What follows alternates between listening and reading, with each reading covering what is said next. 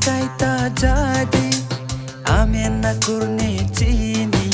sara tong minti oh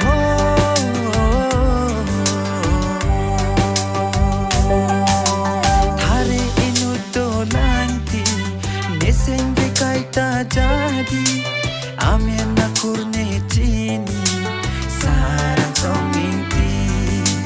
karbiya khaya longri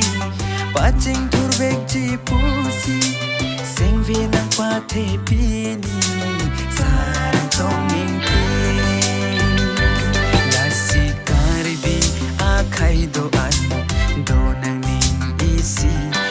si jogji karbi akhai karbi e longri dam tang ka che song a son kali APHLC a song si hem pre kan kim ta wan ji pusi sing bi che te bini karbi a khai ching thur bek nang ji pu sing be che te si ake hai je ai ka thara phan si sing bi che te bini